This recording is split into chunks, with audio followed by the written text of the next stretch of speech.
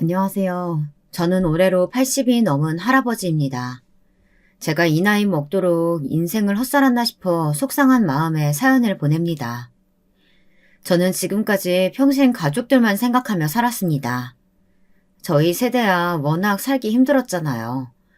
다들 살기 힘들다 보니 가족들끼리 뿔뿔이 흩어져 사는 일도 허다했죠. 저는 10살도 되기 전 아버지를 따라 여기저기 안 가본 곳이 없이 떠돌아다녔습니다. 원래 아버지가 대장장이었는데 일하던 대장간이 문을 닫게 되면서 일이 뚝 끊겨버렸어요. 먹고 살 길이 빠듯하다 보니 어머님과 누나들까지 고향에 있는 공장에 들어가 일을 했습니다. 아버지는 처자식 공장으로 내몰고 가장인 자신이 집에만 있을 수는 없다면서 저를 데리고 무작정 집을 나왔습니다. 그리고는 지방 여기저기를 다니며 닥치는 대로 일하셨어요. 누나만 둘이었던 집안에 막내로 아들인 제가 태어나다 보니 아버지는 저를 유난히 예뻐하셨습니다. 도저히 저를 떼어놓고는 일을 다닐 수 없다면서 지방까지 저를 데리고 다니셨어요. 저는 당시 아버지의 곁에서 많은 걸 배웠습니다. 밭일부터 막노동까지 아버지가 안 하신 일이 없었거든요. 아버지가 일하실 땐 저도 따라다니며 이것저것 보조 역할을 했습니다. 아버지는 힘들게 일해서 번 돈을 저 입히고 먹일 것만 빼고는 모두 다 어머니에게 드렸어요. 어린 시절 아버지 곁에서 돈 버는 일도 많이 배웠지만 가장이 무엇인지를 제일 많이 배웠습니다. 가장은 언제나 처자식이 1번이어야 했어요. 자신보다도 먼저였죠. 그런 아버지를 저는 존경하지 않을 수가 없었습니다. 저는 아버지를 따라 이곳저곳 누비다 보니 사람도 많이 만났어요. 어떨 땐 배에서 만난 사람들과 몇 날 며칠을 함께 뒹굴어 자기도 하고 어떤 날엔 밤새 차를 타고 쪽잠을 자는 날도 있었죠. 그럴 때마다 옆에 있던 아저씨들이 물었어요. 꿈이 뭐냐고요. 저는 그럴 때마다 아버지 같은 가장이 되는 거라고 말했습니다. 80이 넘은 지금도 그때의 아버지 얼굴이 생생해요. 입은 환하게 웃고 계셨지만 눈동자에는 눈물이 가득 고여 있었어요. 저는 아버지를 따라 대장장이가 되었습니다. 어려서부터 일찍이 아버지에게 배운 기술로 서울에 올라와 무작정 대장간에 취직해 일했어요. 중학교 졸업하자마자 일을 시작해 40년 넘게 한자리에서 일했습니다. 아내도 그곳에서 만났어요. 아내는 제가 일하던 대장간이 있는 을지로에서 옷장사를 하던 여자였어요.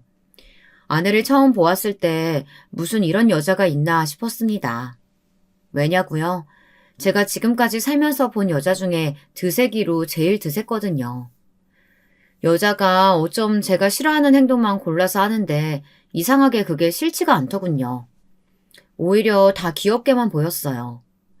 제 눈에 안경이라는 말이 딱 저와 아내를 두고 한 말이었죠. 아내는 저와 달리 참 똑똑했어요. 저는 중학교도 간신히 졸업했지만 아내는 고등학교도 나왔거든요.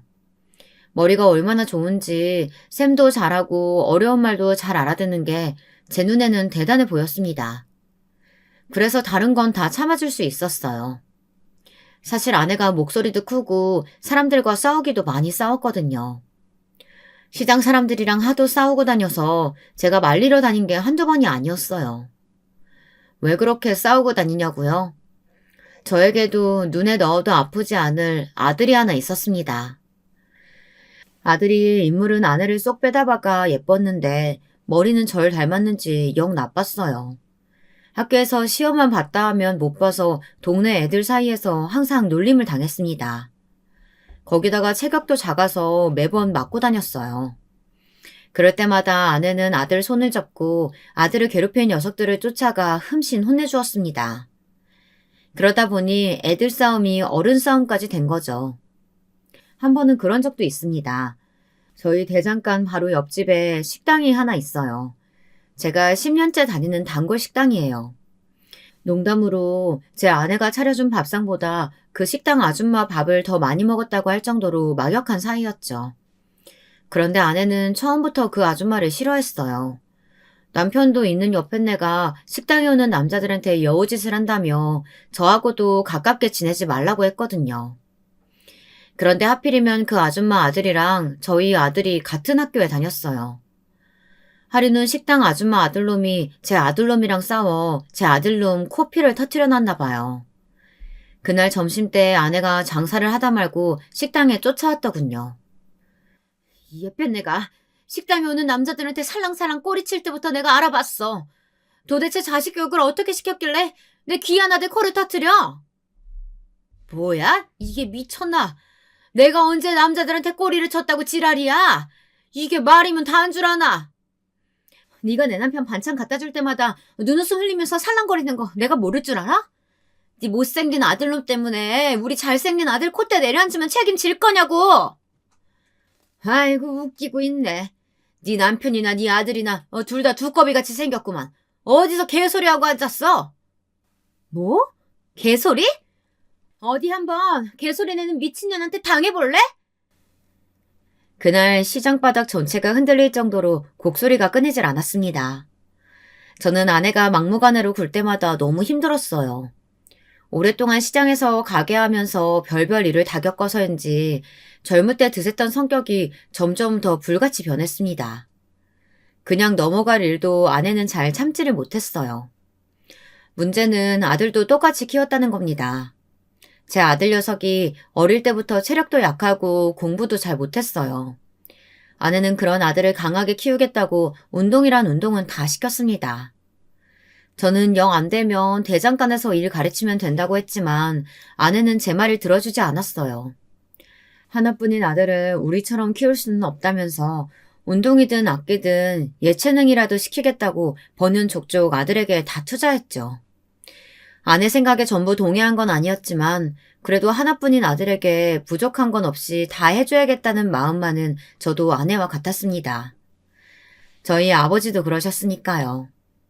힘든 형편에도 제가 하고 싶다는 건 다 하게 해주시고 먹고 싶다는 건 다 사주셨어요. 누나들이 샘낼 정도로 말이죠.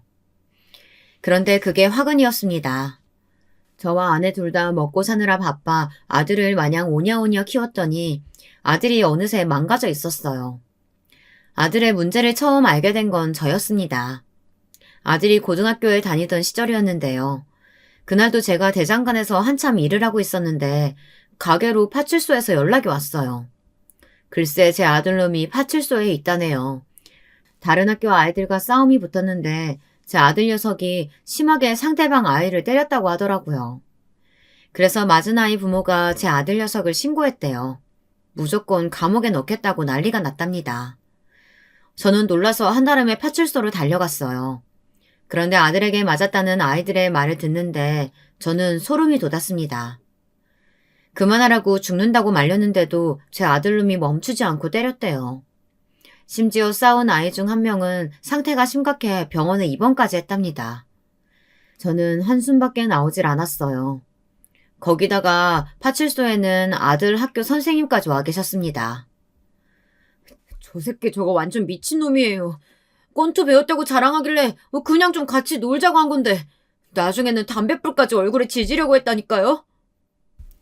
상황은 심각했습니다. 선생님 말씀이 피해자 학생 부모의 의견이 강경해서 잘못하면 학교까지 잘릴 수 있는 상황이라고 하더군요. 안 그래도 답답해 죽겠는데 아내는 파출소까지 찾아와 더 난리를 쳤습니다. 애들끼리 싸울 수도 있지. 별것도 아닌 일 가지고 애 인생을 망치려고 해요. 병원비 물어주면 되잖아요. 제가 아는 아내는 분명 셈이 빠르고 똑똑한 사람이었습니다. 그런데 언제 저렇게 무식한 여편애가 된 건지 모르겠더군요. 저는 아내를 데리고 밖으로 나왔습니다. 피해자 애들 부모한테 무릎 꿇고 사과해도 시원찮을 판에 당신 그게 지금 무슨 태도야? 옛날에 우리 애들 맞고 들어왔을 때 생각 안 나? 한 대만 맞고 와도 난리치고 쫓아가던 사람이 무식하게 왜 이래? 뭐? 무식? 중학교도 간신히 졸업한 주제에 어디서 나더러 무식이래? 당신이 무식한 대장장이니까 저 인간들이 우리 무시하고 내 아들 구치소에 쳐넣으려고 하는 거잖아. 아내와는 말이 통하질 않았습니다. 아주 아나무인이 따로 없었어요. 그래, 내가 무식하고 배운 거 없는 대장장이라 처자식 무시당하게 하는 못난 애비다. 저는 아내에게 모진 말을 퍼붓고 다시 파출소로 들어가 피해자 부모들 앞에 무릎을 꿇었습니다. 제 아들이 잘못한 건 분명하지만 이대로 고등학교도 졸업 못하게 할 수는 없었어요. 아내가 드세고 무식한 소리를 하긴 해도 다 틀린 말은 아니에요. 제 아들까지 저처럼 중졸의 대장장이로 만들 수는 없으니까요. 다행히 사건은 잘 마무리됐습니다. 학교에서도 근신을 받기는 했지만 졸업하는 데 무리는 없었어요. 그런데 저희 가정의 문제는 그때부터가 시작이었습니다. 한번 어긋나기 시작한 부부관계는 걷잡을 수 없이 나빠졌어요. 아내는 툭하면 저를 무시했습니다. 그뿐만이 아니라 뭐든 제 탓을 했어요. 당시에 저희 부모님은 고향에 살고 계셨어요. 젊어서 힘들게 모은 돈으로 오래된 집 한 채와 땅을 사 농사를 짓고 계셨죠. 아버지의 오랜 꿈이셨거든요. 젊어서 제대로 된 거처도 없이 매일 여기저기 남의 일만 하시다 보니 자기 집을 갖고 자기 땅에서 일하는 게 소원이셨어요. 그런데 아내가 그 땅이 올랐다는 소리를 어디서 듣고 와서는 그거 가지고 괜한 꼬투리를 잡더군요. 매일 우리 아들 노래만 부르시면 뭘 해. 돈이고 땅이고 올라도 한 푼도 내주지를 않는데. 당신이 아버지께 잘 말씀드려서 땅값 올랐는데 팔아서 돈 좀 달라고 해. 아버지 땅이 내 것도 아닌데 팔긴 뭘 팔아. 당신은 평생 일만 하고 사는 내가 안쓰럽지도 않아? 우리 하나밖에 없는 아들 앞날 걱정되지도 않냐고. 20살 넘은 아들 앞날을 왜 내가 걱정해. 지금까지 먹이고 재워줬으면 앞으로는 자기가 알아서 살아야지. 아내가 뜬금없이 저희 아버지의 땅 이야기를 한 데는 다 이유가 있었습니다. 20살이 훌쩍 넘도록 제 앞가림 하나 못하는 아들 녀석 때문이었죠. 고등학교 내내 크고 작은 사고를 치고 다니던 놈은 고등학교도 간신히 졸업하더니만 몇 년째 일할 생각은 안 하고 집에서 놀고 먹고만 있었습니다.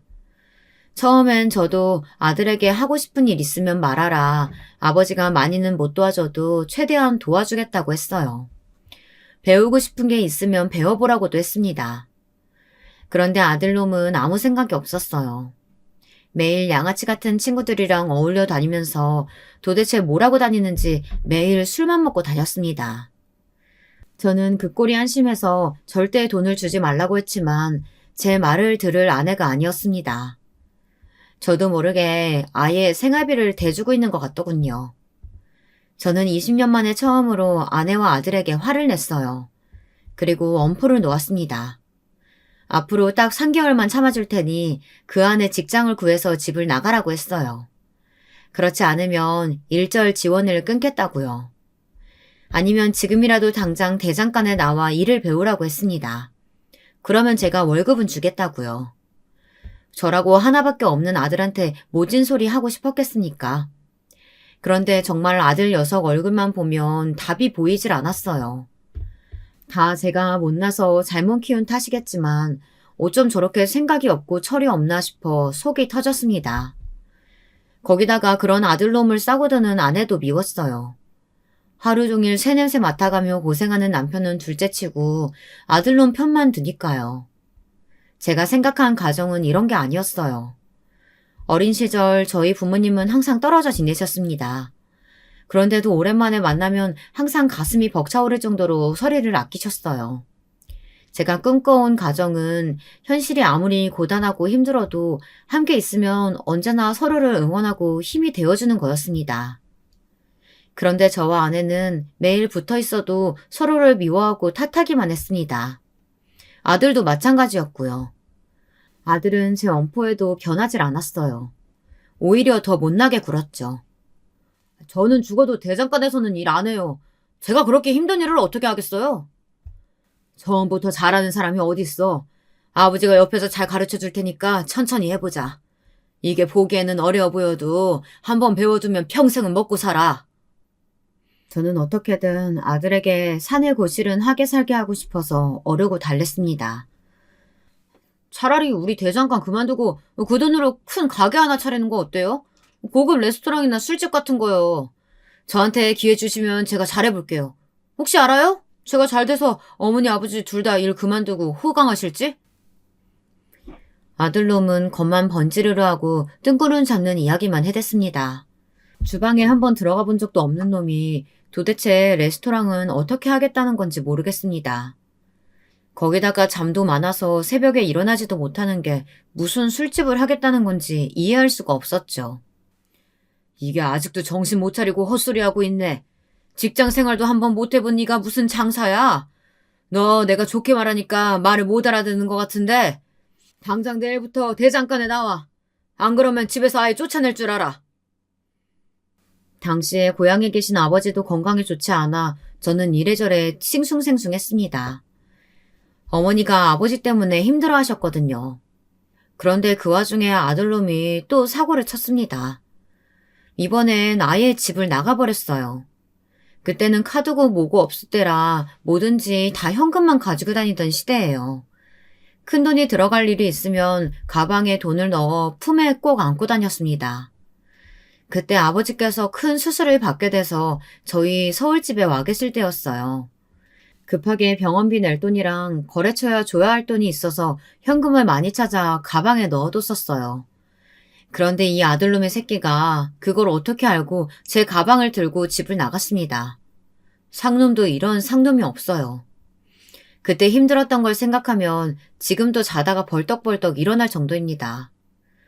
아버지는 수술을 받고 중환자실에 누워 계시는데 돈 가지고 나간 아들놈은 도대체 어디 있는지 연락도 안 되고 속이 터지더군요. 아내도 아들이 어디 있는지 전혀 모른다며 딱 잡아댔어요. 저는 혼자 돈을 구하러 여기저기 백방으로 돌아다녔습니다. 아버지 병원비도 문제였지만 제 가게에도 들어갈 돈이 많았으니까요. 저는 하다하다 누나들에게까지 돈을 빌리러 갔습니다. 그런데 누나나 매형들도 제 생각 같지 않더군요. 저남 너무 양심 없는 거 아니야? 지금까지 장인어른이 아들 하시면서 막내 아들만 챙기느라 딸들은 나 몰라라 했었는데 이제 와서 우리한테 병원비를 내놓으라니. 매형, 병원비를 내놓으라는 게 아니라 잠깐만 빌려달라는 거예요. 제가 지금은 사정이 있어서 바로 못 드리지만 대금 들어오면 금방 드릴게요. 누나 제발 좀 부탁할게. 아버지 앞으로도 얼마나 더 중환자실에 계셔야 할지 몰라. 내가 그럴 돈 있으면 이렇게 살겠니? 암튼 난 죽었다 깨도 돈 없으니까 잘난 아들이 알아서 해. 큰 매형과 큰 누나는 모두 저를 메모차게 쫓아냈습니다. 돈이 없다고 하기엔 집은 으리으리하게 잘 꾸며놓고 살더군요. 둘째 누나와 매형도 상황이 크게 다르지는 않았습니다. 전함, 지금 상황을 너무 모르는 거 아니야? 내가 처갓댁 갈 때마다 동네 사람들한테 물어보니까 장인어른 땅이 어마어마하다는데 장인어른한테 하루라도 빨리 얘기해서 그 땅 좀 팔아가지고 나눠달라고 해. 그럼 돈 걱정 없잖아. 당신이 뭔데 우리 아버지 땅을 팔아라 말아라 간섭을 해. 괜히 쓸데없는 소리 말고 당신이 병원비 좀 빌려주면 될 거 아냐. 둘째 매형은 이런 상황에서도 빨리 땅이나 팔라고 성화였습니다. 나중에는 누나랑 둘이 부부싸움하느라 제 이야기는 듣지도 않더군요. 둘째 누나는 제게 못 볼 꼴을 보였다며 미안해했지만 그런 건 중요하지 않았습니다. 제게는 지금 당장 돈이 더 급했으니까요. 저는 결국 제가 살던 집을 팔았습니다. 결혼할 때 아버지가 사주신 집이었는데 급한 대로 전세로 돌렸어요. 아내는 노발대발 난리가 났습니다. 이 나이에 집도 없으면 어떡하냐. 이런 집구석에 아들이 들어오고 싶겠냐고요. 저는 화가 나서 아내에게 소리쳤습니다. 아들은 무슨 아들이냐. 저한테 이제 아들놈은 없으니 그렇게 알라고 했습니다. 아들놈이 다시 들어와 손이 발이 되게 빈다고 해도 용서해주지 않을 거라고요. 저는 진심이었습니다. 다시는 아들 얼굴을 보고 싶지 않았어요. 말해봐야 제 얼굴에 침 뱉기지만 정말로 내 아들놈은 개만도 못한 놈이었습니다. 어떻게 된 놈이 할아버지 병원비를 가지고 집을 나간답니까? 힘들고 슬퍼도 세상은 잘만 돌아갔습니다. 아버지는 중환자실에서 나와 일반 병실에 잠시 계시다 요양원으로 가셔야 했습니다. 아버지 병간호를 하시던 와중에 어머니가 먼저 돌아가셨거든요. 그때 슬픔은 말로 다 할 수 없을 정도로 힘들었습니다. 모든 일이 다 제 잘못 같았어요. 어머니가 그 정도로 힘든 줄도 모르고 저는 먹고 살기 바쁘다는 핑계로 신경도 못 썼거든요. 어머니가 돌아가시고 아버지를 요양원으로 모시고 나니 더 큰 산이 기다리고 있었습니다. 바로 누나와 매형들이 어머니 장례가 끝나자마자 집에 찾아와 난리를 쳤어요.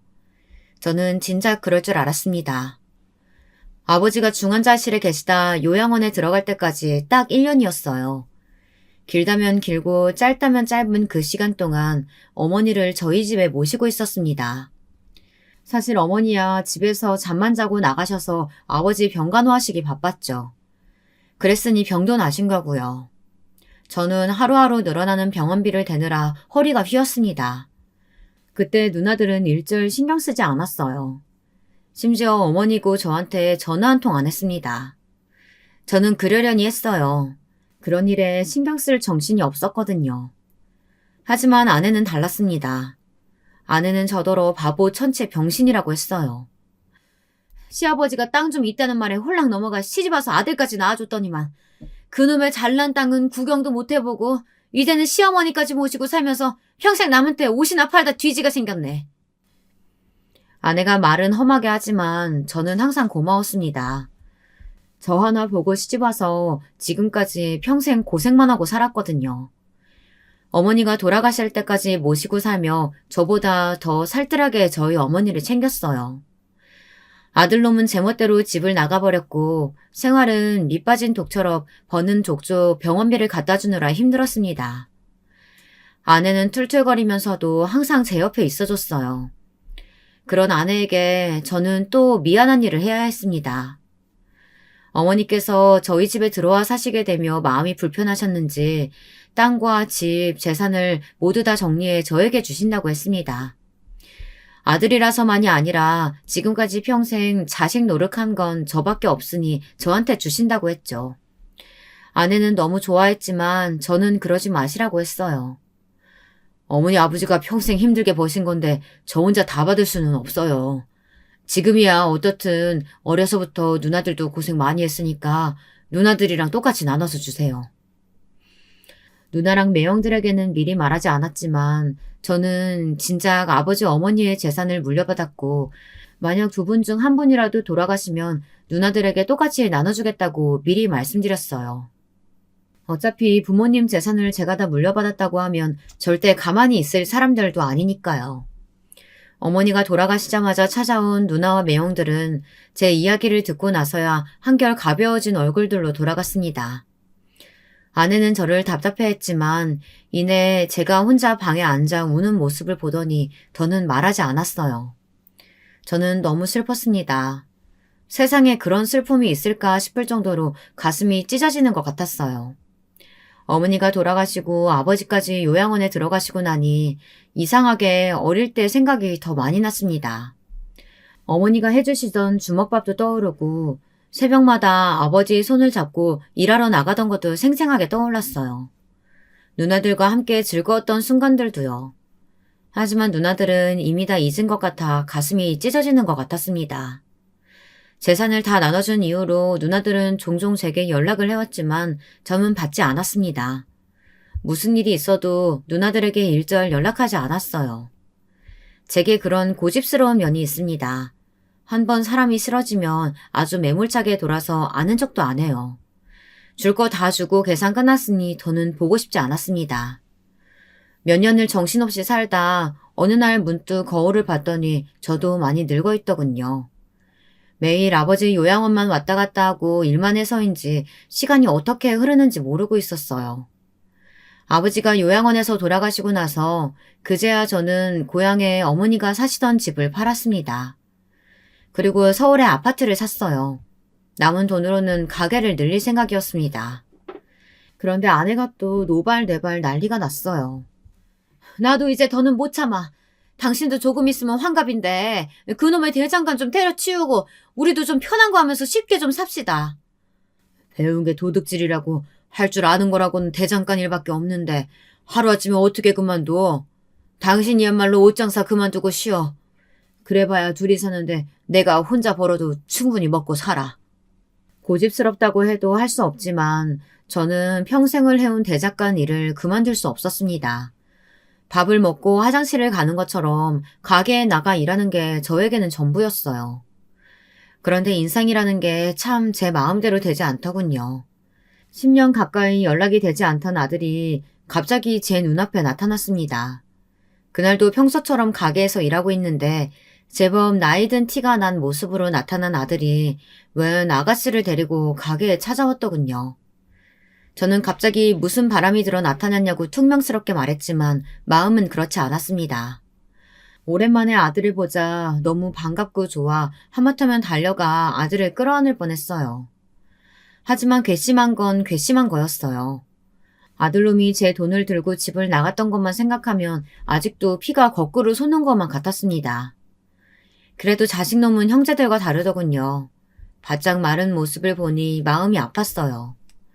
저는 그래도 제 발로 들어온 아들을 그냥 내쫓을 수 없어 근처 다방으로 데리고 갔습니다. 그런데 아들놈은 제게 잘 지냈냐 안부 한마디 없이 다짜고짜 결혼하겠답니다. 여자가 임신했다네요. 그러고 보니 아들님이 데리고 같이 온 아가씨가 아들보다 서너 살은 어려 보이는데 배가 볼록하게 나왔더군요. 그리고 아들 옆에 앉아 계속 눈물을 흘리고 있었어요. 저는 며느리 될 애가 아무래도 많이 긴장한 것 같아 괜찮다고 다독여줬습니다. 그 시대야 여자가 결혼 전에 애를 가지면 세상 큰일 나는 줄 알던 시대였으니 눈물이 절로 날만 했습니다. 그래도 한 식구가 되려고 해서인지 제 눈에는 며느리가 안 돼 보이더군요. 남의 집 귀한 딸내미 마음고생하게 한 우리 아들놈이 나쁜 놈이니까요. 그런 와중에 제 아들놈은 또 정신 빠진 소리를 해댔답니다. 결혼식이니 뭐니 그런 건 다 필요 없어요. 할머니 돌아가시고 나서 땅 좀 받으셨다면서요? 아버지가 저희 둘이 살 집 하나만 구해주세요. 사람은 변하는 게 아니었습니다. 제 아들놈이지만 이놈은 그냥 정신이 빠진 놈이었어요. 그때였습니다. 아들놈 말에 며느리가 아주 대성통곡을 하더군요. 다방에 있는 사람들이 모두 다 저희만 바라봤습니다. 저는 며느리를 달랬어요. 그렇게 울면 뱃속 아기가 얼마나 힘들겠냐고요. 제 말엔 며느리는 설움이 폭발했는지 제게 하소연을 했습니다. 아버님, 이 인간이 얼마나 못됐는데요.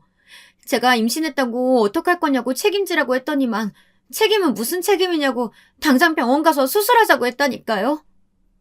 저는 그 소리를 듣는데 너무 화가 나서 이성이 날아가 버렸습니다. 세상에 이런 호랑말코 같은 새끼가 제 새끼라는 게 믿기질 않았어요. 도대체 이런 놈이 어디서 나왔는지 모르겠습니다. 뭐야? 이런 망나니 같은 새끼를 봤나? 남의 집 귀한 딸내미 임신시켰으면 당장에 책임지겠다고 해야지. 뭐? 병원 가서 수술을 해? 이런 개만도 못한 자식! 저는 주먹으로 아들놈을 닥치는 대로 패줬습니다. 이런 놈은 맞아도 싸니까요. 저는 며느리 될 애에게 걱정하지 말라고 단호하게 말했습니다. 배 더 나오기 전에 거하게 식도 올려주고 집도 사줄 테니 걱정하지 말라고 신신당부를 했어요. 저는 아들에게 지난 10년 동안 뭘 해먹고 살았냐고 물어봤습니다. 아버지 돈까지 훔쳐 도망갔으니 잘 먹고 잘 살았냐고요. 그런데 아들이 하는 말이 가관이었습니다. 글쎄 몇 천이나 되는 큰 돈을 가지고 나가서는 그 돈을 다 날렸답니다. 친구랑 사업해보겠다고 투자를 했다는데 알고 보니 그게 사기였던 거죠. 저는 답답해서 그럼 그때라도 집에 들어왔어야지 그동안 뭘 해먹고 살았냐 물었습니다. 집에 와봐야 뭐래요. 제가 돈 날린 거 알면 아버지는 무조건 대장권에서 일 배우라고 난리였을 텐데. 차라리 그냥 여기저기 다니면서 되는 대로 먹고 살았어요. 그걸 말이라고 해? 어이구 한심한 자식. 너도 이제 처자식 생겼으니까 내일부터 당장 대장간에 나와서 일 배워. 그놈의 대장간 일 뭐 좋다고 아들한테까지 물려주려고 그래요. 이제 우리 아들도 돌아왔으니까 이번 기회에 대장간 팔아버리고 그 돈으로 우리 아들한테 투자 좀 합시다. 투자는 무슨. 내가 저놈을 어떻게 믿고 투자를 해. 말도 안 되는 소리 하지 말고 당장 대장간 일 배워. 저는 아들도 아내도 다 헛소리 한다고 생각했습니다. 듣고 싶지도 않았어요. 임신한 며느리 때문에 그냥 용서하고 받아주기는 했지만 사실 아직 아들을 믿는 건 아니에요. 앞으로 어떻게 하는지 지켜보고 나서 투자를 할지 말지 생각해 보기로 했습니다. 어쩌겠어요. 저런 못난 놈도 어쨌든 제 자식이니 사고를 쳤으면 부모인 제가 수습해야죠. 저는 약속한 대로 아들 며느리 결혼식도 올려주고 서울에 번듯한 집도 한 채 사줬어요. 제가 자식이 둘 셋도 아니고 하나인데 이왕 손주까지 생기는 거 좋은 집으로 해주고 싶어 통 크게 해줬습니다. 미워도 핏줄이라 그런지 아들놈이 며느리랑 사는 모습을 보니 지금까지 쌓여있던 화가 눅놓듯 사라지는 것 같더군요. 아들이라는 놈은 지난 10년 동안 도대체 어떻게 먹고 살았는지 할 줄 아는 거라고는 하나도 없었습니다. 제가 일 안 하면 한 푼도 도와주지 않겠다고 해서 억지로 대장간에 나오기는 했지만 써먹을 데가 없었습니다. 거기다가 못 본 새에 나쁜 건 다 배웠더군요. 어느 날이었어요. 아침에 출근해서 일 좀 하려고 하면 아들놈은 툭하면 사라졌습니다. 처음엔 대장간이 답답해서 나갔나 보다 했는데 시간이 지날수록 이상했어요. 아들이 나갈 때마다 금고에 돈이 슬쩍슬쩍 비는 게 보였거든요. 그래서 하루는 제가 아들 뒤를 밟았습니다. 도대체 어디를 싸돌아다니나 싶어서요. 그런데 이놈의 새끼가 진짜 별짓을 다 하고 다니더군요. 언제 또 알았는지 시장 골목에 아저씨들끼리 모여 화투나 카드를 치는 하우스 같은 곳이 있었는데요. 이 새끼가 거기를 드나들더라고요. 아무리 철이 없어도 그렇지 이제 처자식도 있는 가장이 어쩜 저렇게 정신을 못 차리나 싶었습니다. 저는 당장 따라 들어가 귀때기를 잡아 끌고 나왔어요. 이 한심한 놈아, 30도 훨씬 넘은 놈이 아버지 돈에 손대는 것도 모자라서 이제는 도박까지 해? 너 도대체 언제 정신 차릴래? 내가 우리 며느리 보기 창피해서 살 수가 없다. 아파요. 그러니까 대장간 말고 제가 할 만한 일을 좀 하게 해달라니까요. 너 같은 놈이 할 일이 세상에 어딨어? 이 자식아 제발 좀 정신 좀 차려라. 아들놈만 보면 속이 뒤집혔습니다. 그나마 다행인 건 며느리가 똘똘하다는 거예요. 아들놈이 그래도 여자 보는 눈은 있었습니다. 며느리가 임신하기 전에 미용실에서 일했대요. 미용실에 제법 며느리의 단골 손님이 많았다더군요. 제가 옆에서 봐도 애가 싹싹하니 성격도 밝아 가게를 하면 잘할 것 같기는 했습니다. 그래서 저는 몇 개월을 고민하다 아들과 며느리를 불러놓고 말했습니다. 제 아들놈은 영 돈 버는데 소질이 없으니 며느리만 괜찮다면 제가 미용실 하나 내주겠다고 했어요. 당연히 아들놈은 눈을 부라리며 난리를 쳤지만 며느리는 좋아했습니다. 그런데 아내가 시어머니 노릇을 하더군요. 멀쩡히 집에서 노는 아들 놔두고 곧 아기 낳을 며느리한테 미용실 차려주면 아기는 누구더러 키우라는 거예요. 누가 키우긴 누가 키워. 돈 못 버는 놈이 키워야지. 하나밖에 없는 아들한테 집에서 애나 보라고 하는 게 말이 돼요? 당신 정말 이런 식으로 나올 거야? 물려받은 땅 계속 손에 쥐고 있으면 뭘 해? 아들한테 미리 좀 물려줘가지고 편하게 살게 해주면 좀 좋아? 아내는 울고불고 소리를 지르며 저한테 어떻게 그럴 수 있냐고 따졌지만 저는 제 생각이 맞는다는 판단을 했어요. 제가 지난 몇 개월 옆에서 지켜보니 아들놈은 가능성이 없었습니다. 지금 당장 안쓰러워서 제가 가진 재산을 다 물려줘도 몇 달이면 다 날려먹을 놈이었어요. 저도 더는 두고만 볼 수는 없었습니다. 저도 나이가 들고 있었고 아들 녀석도 이제 아버지인데 언제까지 철딱서니 없이 사고만 치고 다니는 꼴을 볼 수는 없었어요. 그래도 손주가 태어나고 몇 년은 잠잠했습니다. 철없는 아들 녀석도 자기 새끼한테는 별 수 없더군요. 하루가 다르게 손주가 커가니 아들도 점점 정신을 차리는 것처럼 보였어요. 며느리가 운영하는 미용실은 제법 잘 됐습니다. 혼자 하루 종일 서서 사람들을 상대하면서 일하는 게 쉽지 않을 텐데 며느리는 한 번도 힘들다는 이야기를 하지 않았어요. 오히려 저만 보면 하나밖에 없는 며느리가 먹고 사느라 바빠서 일만 하느라 며느리 노릇도 제대로 못한다며 미안해했어요. 저는 그런 며느리를 볼 때마다 옛날 제 생각이 났습니다. 제가 딱 저희 부모님에게 그런 마음이었거든요. 부모님에게 잘하고 싶은 마음만 앞섰지 일이 바쁘다는 핑계로 곁에 있어드리지 못한 게 후회되곤 했어요. 저는 그런 며느리가 예뻐서 오히려 더 뭐라도 해주고 싶었습니다. 며느리는 손주도 참 바르게 잘 키웠어요. 사실 손주가 제 눈에는 당연히 천사처럼 예뻤지만 마냥 잘해줄 수만은 없었어요.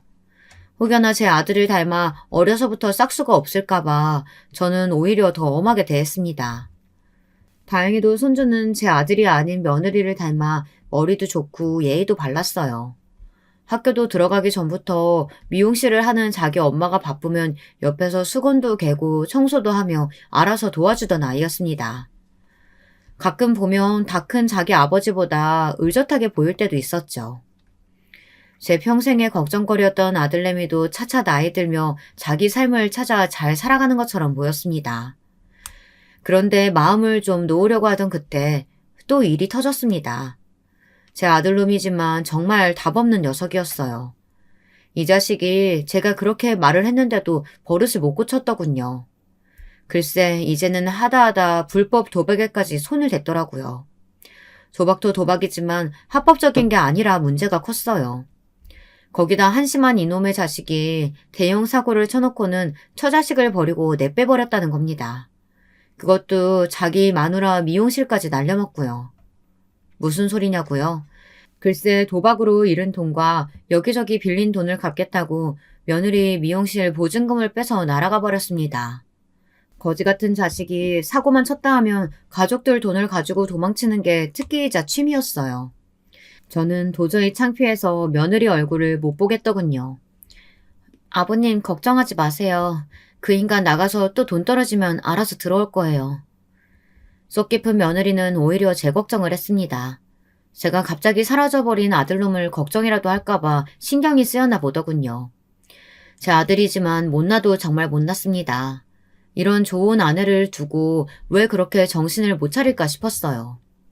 아들은 빚쟁이들 눈을 피해 몇 년을 도망자 신세로 다녔습니다. 저는 아들이 궁금하지 않았어요. 가끔 미용실에 지 처자식을 보러 오는 것 같기는 했지만 모르는 척 했습니다. 꼴도 보기 싫어서요.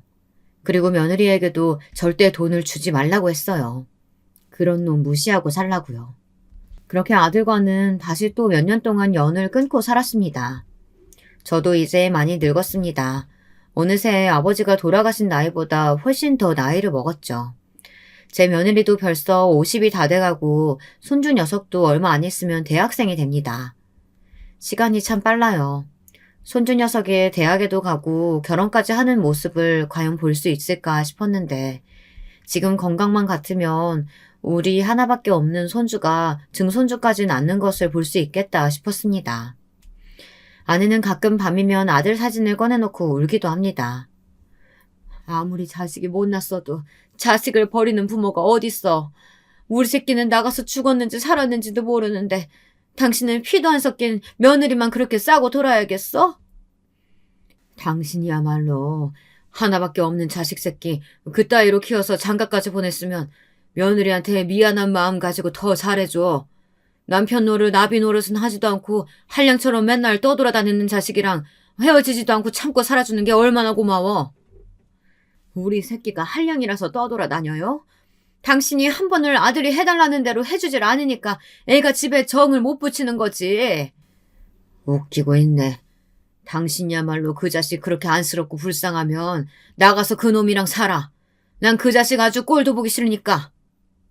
80이 넘을 때까지 아들놈 뒤지다거리 하는 부모가 세상에 어디 있답니까? 자기 손으로 돈 한 번 제대로 벌어본 적 없는 놈이 다 늙은 부모 일절 봉양할 생각은 안 하고 맨날 재산이나 먼저 달라고 조르며 말도 안 되는 소리를 해대는데 누가 예쁘겠습니까? 그러던 어느 날이었습니다.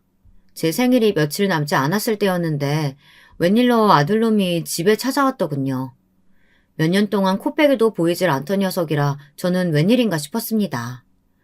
그런데 뜬금없이 나타나 한다는 소리가 이상했어요. 지금까지 살면서 제게 고맙습니다 한 번 한 적 없던 아들내미가 갑자기 지금까지 너무 잘못했다면서 무릎까지 꿇고 사과를 하더군요. 지금까지 본인이 살아온 인생을 전부 다 후회한다고 하면서요. 이제는 힘없이 쭈글쭈글해진 제 손까지 잡으며 앞으로 저와 아내에게 잘하겠다고 제발 믿어달라고 했습니다. 우리야 이제 다 늙었으니 더 좋고 나쁠 게 어디 있어. 내 바람은 딱 하나야. 우리 집 장남이자 기둥인 네가 며느리랑 손주랑 셋이 화목하게 사는 거. 그러기만 하면 내가 지금 당장 눈 감아도 괜찮겠어. 아들은 제 손가락까지 걸고 약속했습니다. 앞으로는 정말 달라지겠대요. 손주도 이제 대학생인데 자기가 정신 차리지 않으면 되겠냐면서요.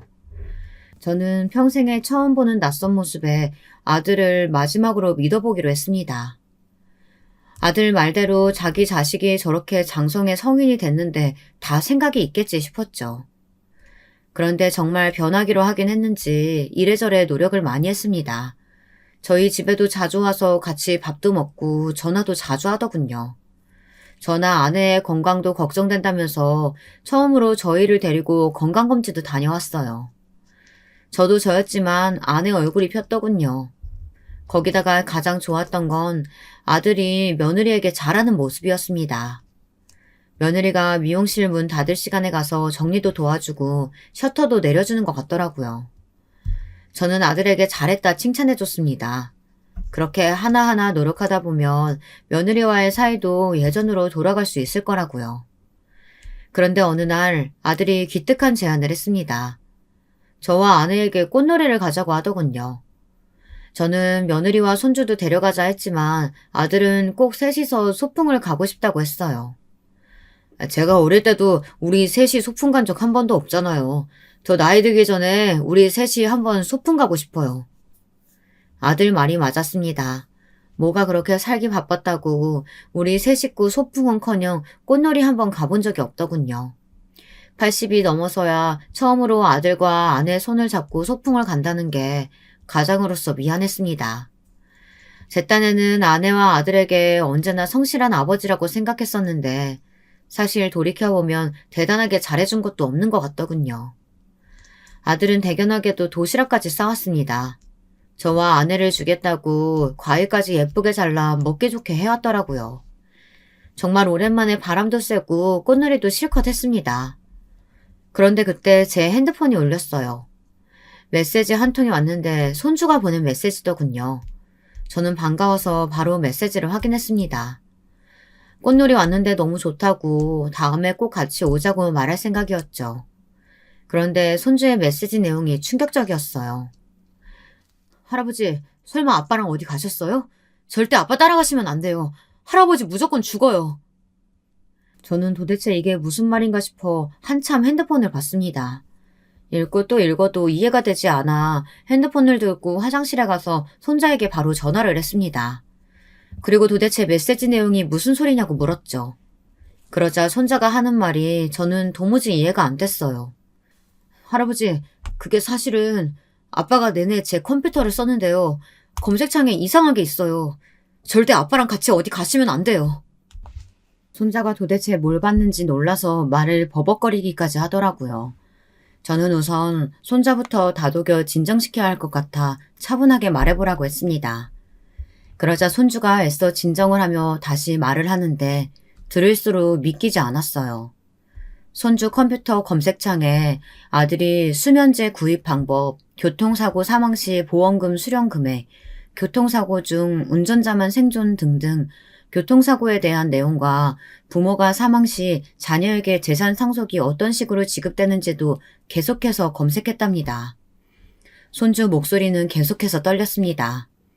저는 손주에게 너무 미안해 알겠다고 할아버지 아무 일도 없을 거니까 걱정하지 말라고 했습니다. 저는 손주의 말을 듣고도 설마설마 했어요. 아무리 제 아들이 망나니 같아도 부모를 죽이려고 작정하는 놈은 아닐 거라고 믿고 싶었거든요. 그런데 제 아들은 망나니 정도가 아니라 천하의 개 호로 자식이었습니다. 정말 저와 아내를 죽일 생각이었나 봐요. 집으로 돌아오는 길에 아들이 커피를 타왔다며 종이컵에 커피를 한가득 주더라고요. 저는 왠지 먹기가 겁났습니다.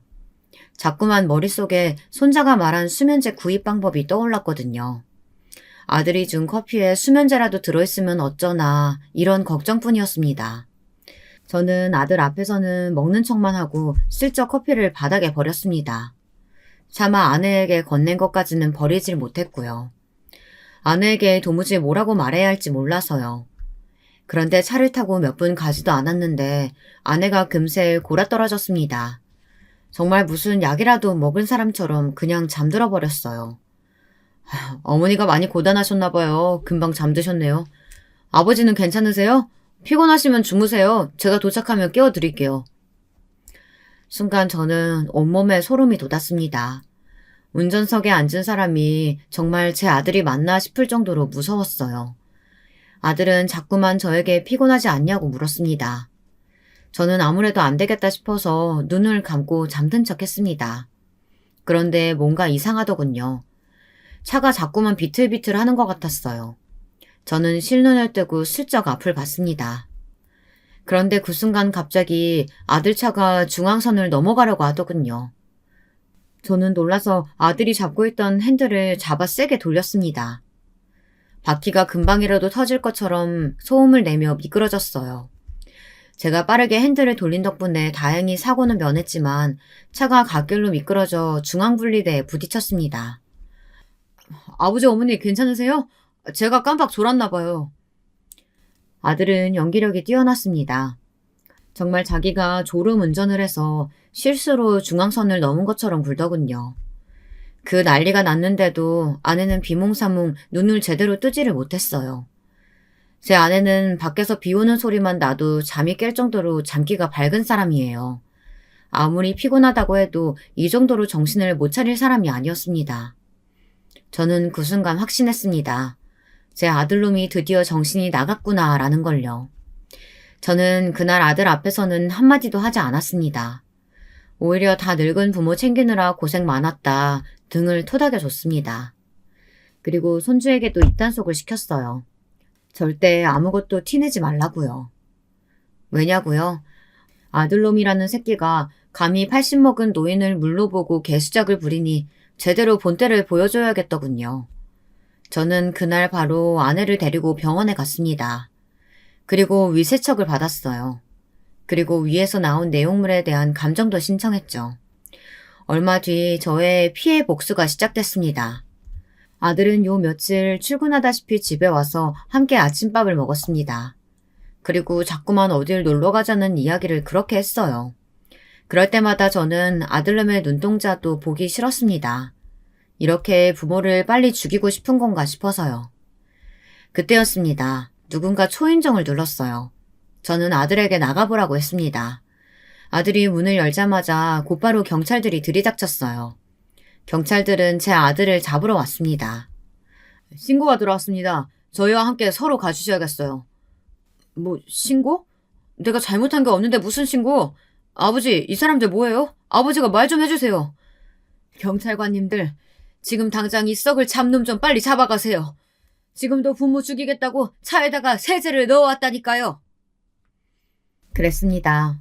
아들놈은 커피에 수면제를 탄 것도 모자라 매일 아침 집에 올 때마다 저희를 준다고 건강차를 만들어 왔는데 거기에 독성 강한 세제를 매일 조금씩 넣었더라고요. 한번 경험이 있다 보니 저는 아들이 주는 음식은 먹지 않았습니다. 모두 다 모아서 신고했어요. 그래서 그 안에 든 성분이 뭔지 하나하나 다 분석해서 증거를 모아뒀습니다. 증거를 확보하자마자 신고를 했어요. 아내도 처음엔 당연히 제 말을 믿지 않았습니다. 자기 아들은 마음이 약해서 그런 짓을 할 녀석이 아니라고요. 제가 보여준 증거들을 보고도 믿지 않았습니다. 사실 그 정도 증거만 가지고 아들에게 피해 복수를 했다고 생각하진 않아요. 그래봐야 누가 죽은 것도 아니니 구치소에서 몇 달 살다 나올 수도 있잖아요. 저는 재산 정리를 싹 다 했습니다. 제 아들이 제일 무서워하는 게 뭔가 생각했더니 바로 돈이더군요. 저는 제가 가진 재산의 일부를 며느리와 손자에게 증여했어요. 아들에게는 한 푼도 남기질 않았습니다. 그리고 재산을 나눠주면서 며느리에게 말했어요. 내가 자식 새끼 잘못 키워서 네 인생 망치게 했다. 지금이라도 내 아들놈이랑 이혼해. 네가 이혼해도 나한테는 네가 내 유일한 자식이자 며느리라는 사실은 변하지 않을 거다. 아니에요, 아버님. 제가 배불러서 왔을 때 아버님께서 결혼식도 해주고 집도 사주신다고 했을 때 그 순간부터 저는 이미 아버님 보고 결혼한 거지 그 인간 보고 산 게 아니에요. 제가 아버님께 얼마나 감사한 게 많은데요. 아들놈이야 구치소에 가든 감옥에 가든 상관없었지만 이 일로 며느리와 손주를 못 보게 될까봐 저는 그게 가장 큰 걱정거리였습니다. 며느리는 제가 어떻게 하든지 다 믿고 따라주기로 했어요. 저는 아들에 대해 신고할 수 있는 건 다 신고했습니다. 제 돈을 훔쳐간 것부터 불법 도박을 한 내용, 그리고 부모인 저와 아내를 계획적으로 죽이려고 했던 정황까지 모조리 다 신고했습니다. 그 이후에 어떻게 됐냐고요? 아들은 지금도 구치소에 있어요. 제가 고소한 내용이 워낙 많아서 구치소 안에서도 계속 조사를 받고 있습니다. 그리고 수많은 고소장들 사이에 제가 쓴 편지도 한 통 넣었어요. 범죄자 새끼에게는 10원도 한 푼 줄 수 없어서 네 이름은 호적에서 아예 파버렸으니까 절대 우리 가족 앞에 나타날 생각하지 마라. 혹여나 내 말 무시하고 내 며느리나 손주 앞에 나타날 날에는 내가 가진 모든 걸 걸어서라도 다시 감옥에 넣어버릴 거다. 변호사 말이 아들은 교도소에서 한 4, 5년은 있다 나올 것 같다고 하더군요. 무슨 법이 부모를 죽이려고 한 자식 새끼를 멀쩡히 살려두는 건지 모르겠지만 어쨌든 저는 제 아들 새끼는 이미 죽었다고 생각하고 살기로 했습니다. 사실 꽃놀이를 다녀오던 그날 차 안에서 제 아들놈은 이미 죽은 거나 다름없으니까요. 아내는 충격에서 아직 벗어나지 못하고 있지만 저와 며느리가 옆에서 잘 챙기고 있습니다. 손주도 대학 다니며 열심히 살고 있고요. 못난 자식 하나 때문에 평생을 마음 졸이며 살았지만 앞으로 얼마나 남아있을지도 모를 제 인생은 제가 아끼는 사람들만 생각하며 살기로 했습니다. 여러분도 자식 걱정만 너무 하지 마시고 스스로를 돌보며 사시길 바라겠습니다. 지금까지 저의 기나긴 인생 이야기 들어주셔서 감사합니다. 안녕하세요. 전 오늘 저의 인생에서 가장 속상했던 이야기를 한번 해보려 합니다. 누구에게도 속 시원히 하지 못했던 서러운 제 시집살이 이야기예요. 먼저 저의 어린 시절에 대해 말씀을 드리자면 전 바닷가가 있는 큰 도시에서 자라났습니다. 아버지는 해산물 시장에서 일을 하셨어요. 바로 바닷가에서 유명한 품목인 어묵을 만드는 일이었습니다. 오늘날에는 여러 어묵 브랜드들도 생기고 했지만 아버지가 일을 하실 당시에만 해도 그냥 시장에서 조기, 전갱이, 갈치 등의 생선살을 치대어 밀가루와 함께 사람이 일일이 튀기는 방식이었다고 해요. 채소도 조금 넣고요. 튀긴 음식이라 보관이 용이하고 먹으면 배도 든든해서 아버지의 장사는 제법 잘 되었다고 합니다. 저희가 살던 도시가 워낙 어묵으로 유명한 지역이기도 했고요. 시간이 지날수록 직원들을 차차 늘리고 직원들이 빠른 손놀림으로 일을 했지만 1980년대에 들어 도시화를 겪으면서 아버지는 나름 공장시설을 도입하시게 되었습니다. 좀 더 효율적으로 생산을 해보고 싶으셨던 거죠. 물론 시설을 갖추는데 돈은 많이 들었지만 그래도 새로운 시도였고 그만큼 장사는 더 자리를 잡아갔습니다. 이런 집에서 1남 2녀 중 막내로 태어난 저는 아버지의 덕분으로 유복하게 어린 시절을 보냈습니다. 크게 부족한 것이 없었고 그저 달리기 하는 것을 좋아하는 말괄량이 소녀였죠. 어린 시절 매일 하라는 공부는 하지 않고 아버지 공장으로 놀러 갔는데 저는 공부보다 뭔가 공장 돌아가는 것을 보는 것이 재미있었어요. 많은 생선의 살들이 여러 과정을 거쳐 제가 좋아하는 맛있는 어묵튀김으로 변하는 것이 너무나 신기했거든요. 아버지도 재미있어 하는 저를 굳이 오지 말라고 말리지 않으셨죠. 그리고 항상 퇴근하시는 길에 쫄래쫄래 따라가는 저에게 제일 큰 어묵 하나를 먹으라고 쥐어주시곤 했어요. 그 어묵은 아버지가 손수 방금 튀긴 것이었어요. 그렇게 아버지와 함께 저녁 노을을 보며 집으로 돌아오면 항상 어머니는 맛있는 반찬을 한 상 가득 차려놓고 아버지와 저를 기다리고 계셨죠.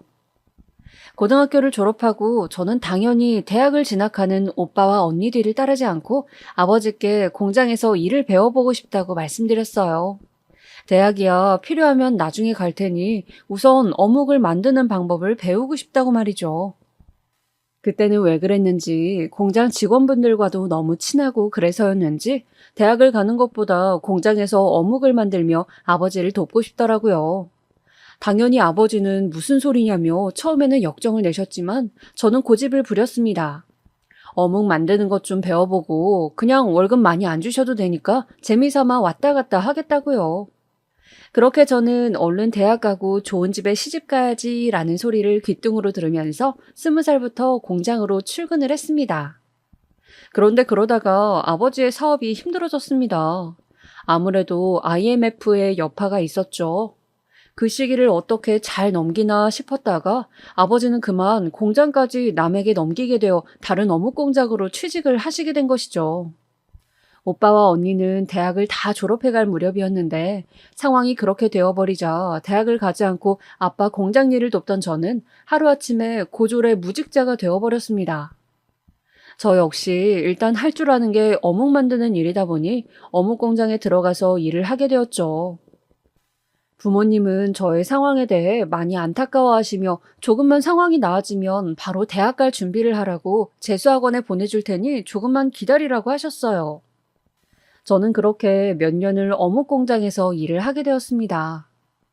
그러던 어느 날 저에게 사랑이 찾아왔어요. 제가 자주 가서 점심을 해결하던 샌드위치 가게 점장이었던 남편이 저에게 데이트 신청을 한 것이었죠.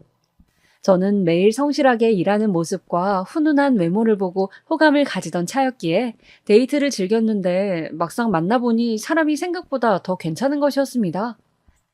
그래서 1년 정도 남편을 만나고 결혼을 결심했죠. 그리고 드디어 저는 남친의 부모님, 즉 예비 시부모님을 뵙게 되었습니다. 약속된 한정식 집에 도착해서 화장실에서 옷매무새를 가다듬고 막 남친의 가족분들이 있는 룸으로 향하려는 그때 손을 씻으며 전화를 하는 목소리가 들려왔어요. 그렇다니까? 고졸이라고 고졸. 원 마음에 안 차서. 아니 학벌도 없고 어묵 공장에서 일한다니 우리 아들만 괜히 돈 벌어오느라 고생하는 건 아닌지. 아들이 좋다니까 시키긴 하는데 영 마음에 들진 않지. 저는 순간 몸이 굳는 것 같았습니다. 아무래도 저 전화의 주인공이 저의 예비 시모 같더군요. 고졸이라고 누군가 저에게 그렇게 대놓고 말하는 것을 처음 들어서인지 기분이 엄청 나빴습니다. 문소리가 들리고 그 전화를 하셨던 분은 나가신 것 같아서 저는 조심스레 손 씻는 곳으로 나가보았어요. 그리고 화장실 거울을 보며 애써 눈물을 닦았습니다. 바보같이 울지 말고 더 당당하게 고졸이지만 그래도 우리 부모님이 나를 얼마나 열심히 잘 키워주셨는지 보여주자고 다짐을 했습니다. 그리고 예비 시댁 식구들을 만나러 갔죠. 막상 얼굴을 보자 화장실 통화의 주인공이 예비 시모인지 아닌지 헷갈렸습니다. 왜냐하면 어머니 아버지 두 분이 굉장히 점잖고 교양이 넘치셨거든요. 저는 혹시 내가 다른 사람 이야기를 듣고 지레 겁을 먹은 것일 수도 있겠다 싶었습니다. 두 분은 저를 안쓰러워하시며 부모님 이야기도 다정하게 물어보시고 결혼에 대한 따뜻한 말씀을 해주셨죠. 저는 저에게 새로운 가족이 생긴다는 기쁜 마음을 안고 결혼을 하게 되었어요. 시댁에서는 감사하게도 우리가 알아서 신혼집을 마련할 테니 혼수만 간단히 채우라고 예단이다 뭐다 그런 거 할 필요도 없다면서 결혼으로 장사하는 사람들 이해를 못하겠다고 하셨어요. 그래서 저는 간단히 가전제품 큰 것들만 마련해서 결혼을 하게 되었습니다. 저희 부모님 역시 처음에는 대학 갈 준비도 안 하고 무슨 어린 나이에 결혼이냐고 반대를 하시다가 제 남편을 보시고 나서는 사람이 생각보다 속도 깊고 성실해 보인다면서 샌드위치 가게 점장까지 벌써 하는 것을 긍정적으로 봐주셨어요. 저는 결혼해서도 아기를 바로 가지지 않고 대학을 입학하기 위한 준비를 하겠다고 약속을 드리고 결혼을 허락받게 되었죠. 저는 일생에 한 번뿐인 결혼인데 제가 생각하는 느낌의 결혼식을 하고 싶어 열심히 알아봤습니다. 저는 5월의 신부가 되고 싶었어요. 그리고 가든파티 느낌이 나는 결혼을 하고 싶었죠. 그러기 위해서는 야외 식장이 필요했습니다. 생화도 많이 필요했고 정원이 있는 결혼식장을 찾아야 했고 혹시 결혼식장이 아니라 장소를 대여한다면 야외 출장 뷔페도 알아봐야 했죠. 혼자 품을 팔다가 도저히 안 돼서 웨딩 플래너와 열심히 상담하며 식장도 잡고 웨딩 촬영도 하면서 특별한 결혼식이 될 수 있도록 애썼죠. 양가 가족들 그리고 친구들 축복을 받으며 결혼했고 동양의 하와이라고 불리는 일본 오키나와로 신혼여행도 다녀왔습니다. 오키나와는 미군 주둔지여서 스테이크가 유명했는데 아직도 거기 가서 남친에서 남편이 된 것을 축하하면서 둘이서 남편은 맥주에 스테이크를 저는 주스와 스테이크를 먹었던 것이 눈에 아른거릴 만큼 저에게는 행복한 기억입니다. 날씨도 좋았고 분위기도 좋았고 모든 것이 행복했어요. 해변에서 수영을 하는데 그 순간 얼마나 행복한지 이 사람과 살면서 항상 이런 기분으로 살 수 있다면 정말 좋겠다 그런 생각도 들었습니다. 그렇게 시작된 제 결혼 생활은 1년간 무던하게 흘러갔습니다. 저는 독서실을 끊어서 대학 입학 공부를 하면서 시간을 보냈고 남편은 매일 출근을 했죠. 그런데 제가 막 대학을 붙어서 입학 준비를 하려던 찰나 남편은 샌드위치 가게 점장 일이 마음에 안 들었던지 이제 내 사업을 좀 해보고 싶다면서 계속 가게를 그만둘 꽁리를 하는 것이었습니다. 내심 불안해진 제가 그만두면 뭘 하고 살 거냐고 물어도 남편은 그저 미천을 가지고 사업을 구상 중이라고만 했어요. 저는 당장 저도 대학을 다녀야 하는데 남편이 사업을 시작했다가 잘 되지 않으면 어쩌나 걱정이 앞섰습니다. 그래서 그런 우려의 말을 하니 남편은 제 말을 들어보지도 않고 다짜고짜 화를 내는 것이었어요. 자신을 못 믿는 거냐면서요.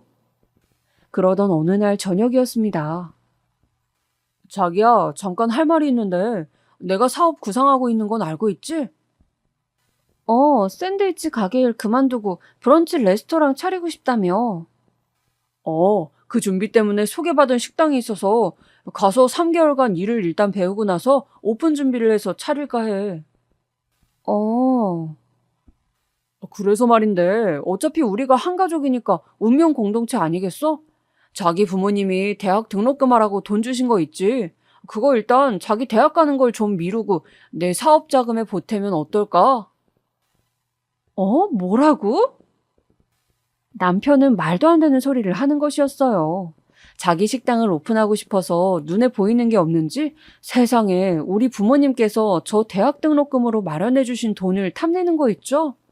저는 너무 당황스러웠습니다.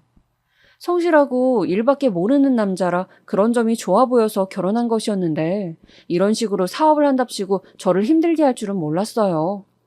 친정 부모님이 주신 돈을 제가 남편 사업에 보탠다는 것은 아무리 생각해도 좀 마음이 안 내켰습니다. 그래서 저는 남편에게 그건 좀 힘들겠다고 말했어요. 그 돈은 우리 부모님 돈이고 내가 공부하기를 바라고 주신 돈이기 때문에 건드리고 싶지 않다고 말했죠. 당신 정말 섭섭하게 말한다. 나는 내 사업이 잘 되면 자기 호강시켜줄 생각밖에 없는데 자기는 네 돈, 내 돈 따지고 있네. 알았어. 내가 부족한 돈은 그러면 형들한테 빌려보든지 엄마 아빠한테 말해볼게. 이래서 피가 물보다 진하다고 하나 봐, 어? 여보. 남편은 한동안 그 일로 화가 나서 저와 말도 섞지 않았습니다. 그러나 저는 저대로 어쩔 수가 없었어요. 아빠가 어묵 공장을 하다가 망하는 과정을 지켜봤기 때문에 사업이 잘 안 되기 시작하면 돈이 무한정 든다는 것과 마냥 열심히만 한다고 해서 무조건 성공하는 것은 아니라는 걸 잘 알고 있었거든요. 운과 노력이 모두 받침이 되고 시기를 잘 만나야 사업은 성공할 수 있는 것이라고 생각하니까요. 남편은 위로 형 2명이 있었는데 결국 부족한 사업 자금은 형들에게서 빌렸다고 들었어요. 시부모님도 얼마를 보태주셨고요. 그렇게 시댁의 지원을 받아 남편은 의기양양하게 브런치 레스토랑을 오픈했습니다. 저는 남편이 식당을 오픈한 그 해에 대학을 진학했어요. 그렇게 남편과 저는 각자의 일에 몰두했습니다.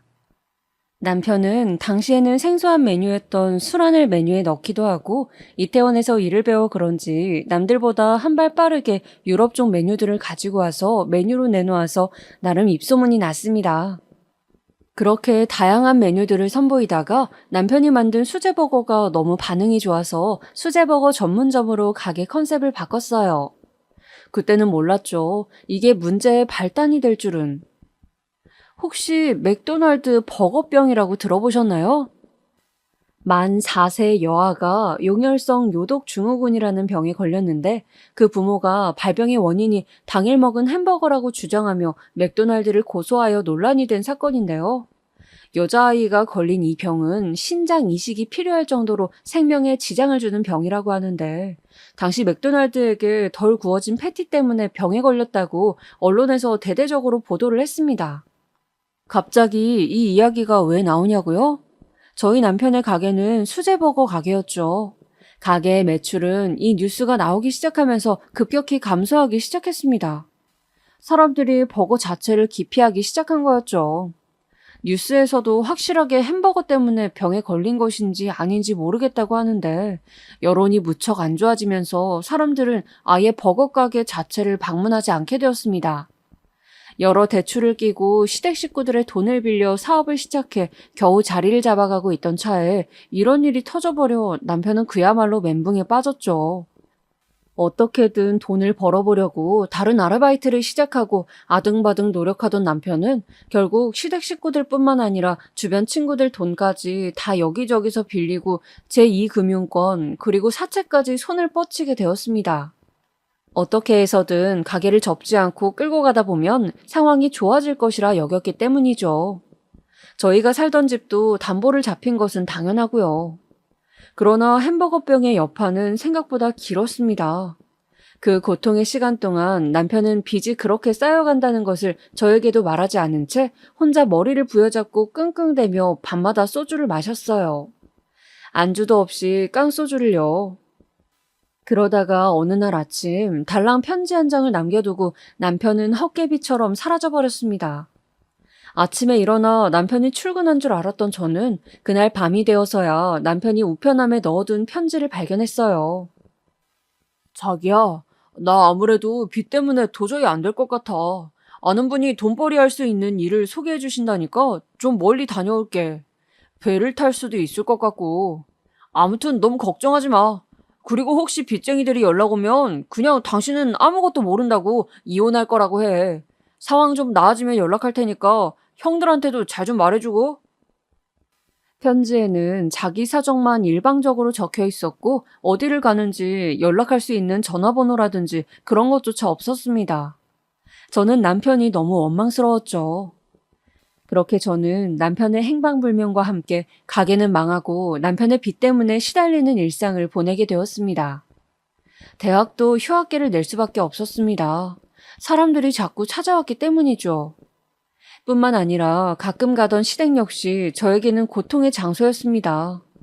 시부모님과 아주버님들의 돈이 알고 보니 다 합쳐서 1억이 넘게 물려 있었는데 남편이 언제까지 갚겠다고 해놓고는 사라져버렸기 때문에 아주버님과 형님들 그리고 어머님의 눈초리가 곱지 않았어요. 특히 그래도 부모니 어머니는 아들을 안쓰러워하는 거라도 있었는데 어찌 보면 피가 섞이지 않은 인척 사이인 형님들의 경우는 정말 노골적으로 저를 갈구는 식으로 구박을 하기 시작했습니다.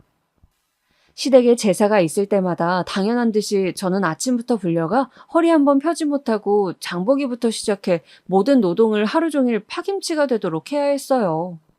그리고 제사를 지낼 때쯤이 되면 형님들은 당연하다는 듯이 그제서야 나타나시거나 혹은 직장일이 바쁘다고 안 오시는 경우도 부지기수였죠. 시부모님 생신 역시 마찬가지였습니다. 생신 음식 준비를 위해 저는 심지어 생신 전날부터 시댁에서 자고 새벽부터 음식을 시작해야 했습니다. 부엌에는 산더미 같은 일거리들이 저를 기다리고 있었죠. 저도 그래도 생신인데 아들은 연락도 안 되고 속상하실 것 같아 제가 남편의 몫까지 하고자 성심성의껏 어머님의 심부름을 했습니다. 미역국도 퍼서 나르고 전도 뒤집고 또 나물도 무쳤습니다. 어머님은 저에게 이거 가져와라 저거 가져와라 하시면서 잔소리도 하고 저를 타박도 하셨죠. 그래도 저는 그런 어머님을 좋게 생각하려고 애썼습니다. 음식을 하시면서 어머님은 당신이 아들을 걱정하시고 그리워하며 슬퍼하셨어요. 그런데 그런 넋두리의 끝은 항상 저였습니다. 아휴, 우리 막내 어디서 밥이나 잘 먹고 다니는지 모르겠다. 얼마나 속상할까. 그렇게 열심히 오픈 준비를 했는데 빚쟁이에 쫓겨서 발이나 뻗고 자는가 모르겠구나. 그러게요, 어머니. 통 연락도 없고 어디 있는지 저도 답답하네요. 너는 대학 잘 다니고 있니? 그냥 고졸인 채로 결혼했으면 그대로 살지. 또 무슨 대학을 간다고. 그때 그 등록금 좀 네가 사업 자금으로 내줬으면 이렇게까지 우리 애가 고생했겠니? 형들한테 빌린 돈은 또 어쩔 거야. 아휴, 내가 큰 며느리, 둘째 며느리 볼라치 없다. 어머니, 저도 힘들어요. 아니, 돈도 안 보태놓고 네가 힘들긴 뭐가 힘드니? 그나저나 두 집 다 애들도 있고 돈도 빠듯한데 진짜 네가 형님들한테 미안하다고 싹싹 빌고 계속 차려야 된다. 돈 갚을 때까진 말이야. 납작 엎드리라고. 알겠니? 어머님은 항상 저에게 그런 말들을 늘어놓으면서 형님들 심기를 거스르지 말고 되도록 집안일은 다 하도록 하라고 당부를 하시는 거였어요. 돈도 없고 지금 당장 빚을 갚을 수도 없으니 일이라도 해야지 뭐 어쩌겠냐고요. 저는 그런 말들이 듣기 싫고 너무 귀를 틀어막고 싶었지만 한편으로 틀린 말도 아니다 싶었기에 참고 견뎠습니다. 제사를 지내던 날 어머니의 걱정인지 구박인지를 들으며 정말 허리가 펴지지 않을 정도로 고된 노동을 하고 나면 그날 저녁에는 잠자리에 들며 하염없이 눈물이 흘렀습니다. 이런 상황을 친정에 알리고 그냥 이혼할까 싶다가도 차마 이런 처지에 있는 남편을 버리고 가는 것만 같아서 조금만 더 견뎌보자며 나 자신을 다독였어요. 우리 시댁은 제사며 생신이며 김장이며 행사가 많은 곳이었는데 언젠가부터 형님들은 당연한 듯이 모든 노동을 저에게 미루고 일이 바쁘다는 핑계로 참석을 하지 않으시거나 다 끝날 무렵 얼굴만 디밀기 시작했습니다. 김장할 때는 정말 제가 크게 다칠 뻔했어요. 여보세요? 바쁘니? 네, 안 바빠요, 어머니. 주말 잘 보내고 계세요? 다름이 아니라 너 지금 좀 올 수 있니? 내가 할 일이 생겼는데 나 혼자 못할 것 같아서 말이야. 네? 네, 알겠어요, 어머니. 저는 그 길로 어머님 댁으로 달려왔습니다. 그렇게 달려간 곳에는 커다란 다라이들이 바닥에 펼쳐져 있고 새빨간 양념과 산더미 같은 배추가 쌓여 있었습니다. 아유, 오늘 김장을 하기로 했는데 손이 부족할 것 같아서 말이야. 다른 분들은요? 니네 형님들은 다 일이 있다는구나. 좀 이따 저녁 시간에 김치 받으러 들른다고 하던데. 그냥 사 먹자는 거 내가 좋아서 하는 거니 너만 있어도 되지 뭐. 안 그러냐? 얼른 배추에 양념 좀 묻혀보렴. 저는 그렇게 앞치마를 두르고 젓갈 냄새와 김치 양념 냄새에 쩔어 김장을 하기 시작했습니다. 당시에 생활비를 벌기 위해서 마트에서 일을 하고 있었기 때문에 제 온몸에는 파스가 붙여져 있을 정도로 근육통에 시달리고 있었는데 시댁에서 하루 종일 김장을 하니 나중에는 눈앞이 어질어질하기 시작했습니다. 결국 저는 양념통을 들고 배추더미를 향해 가다가 양념통을 그만 엎지르고 말았어요. 철푸덕. 저의 온몸은 양념으로 엉망이 되었고 저는 너무 아파서 바로 일어나지도 못하고 잠시 누워 있었습니다. 아이고 머니나, 너 일 좀 똑바로 못하니? 아이고, 일을 어째, 아까운 양념을. 아이고, 얼른 일어나지 못해? 네, 어머니, 저 팔 좀 잡아주시겠어요? 정말 가지가지 하는구나. 그렇게 집에 돈 사고를 쳤으면 일이라도 입댈 것 없이 잘해야지. 도대체 넌 우리 집에서 뭐 하는 거니? 저는 눈물이 핑 돌았습니다. 양념 범벅이 되어 온몸이 아픈 저에게 어머니는 구박을 퍼부으셨어요. 제가 남편 사업에 협조하지 않아서 이 지경이 되었다는 둥 입만 열면 모든 비난은 저에게로 향했죠. 그때였습니다. 어머니, 저희 왔어요. 어찌된 일인지 큰형님과 둘째 형님이 함께 들어오시는 거였어요. 직장을 다녀오신 모양인지 정장을 입고 핸드백을 메고 거짓골이 된 저를 바라보고 있는 형님들. 어머, 동서, 그게 무슨 꼴이야? 넘어진 거야? 아유, 아프겠다. 근데 동서, 모양이 꼭 무슨 양념 닭다리 같아. 시뻘건 게. 두 분은 제 모습이 웃겼는지 박장대소를 하시더군요. 저는 눈물이 핑 돌았지만 그저 억지 미소를 지으며 화장실로 가서 몸을 씻어낼 수밖에 없었습니다.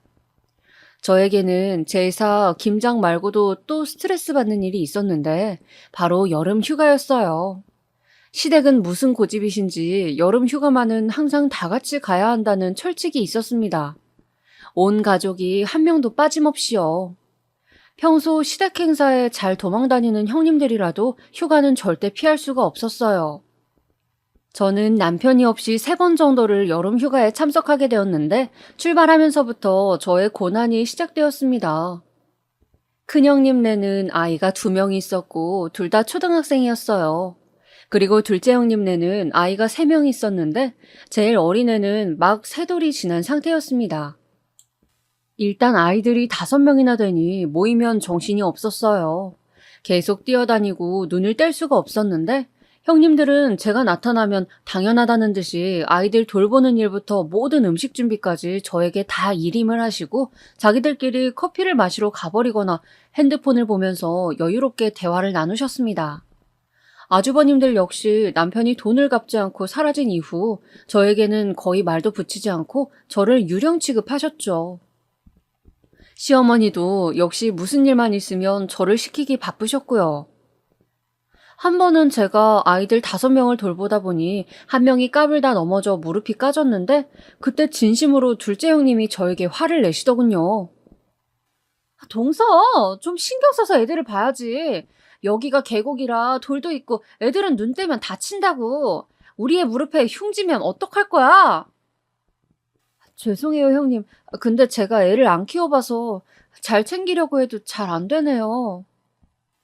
동서, 우리 돈 떼먹어 놓고 돈이 없으면 몸으로라도 떼워야지. 정신 좀 차려.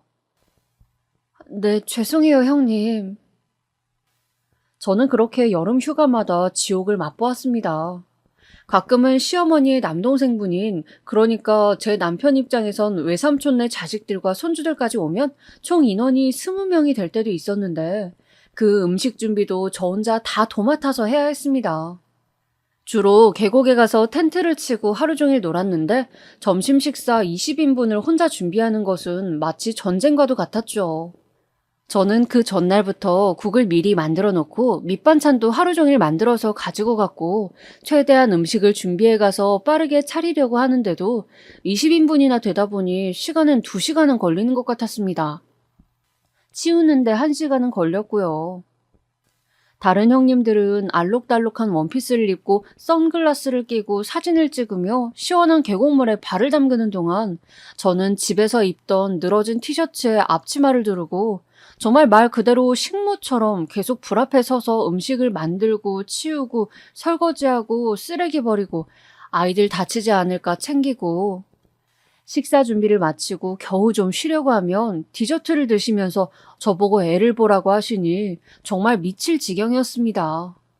그런 날 밤이면 저는 연락도 되지 않는 남편 옛날 폰번호에다가 욕을 잔뜩 써놓곤 했어요. 야, 이 자식아, 도망을 갈 거면 나를 데리고 가든가 이혼을 하고 가든가. 나 혼자 이 모진 구박을 어떻게 버티라고.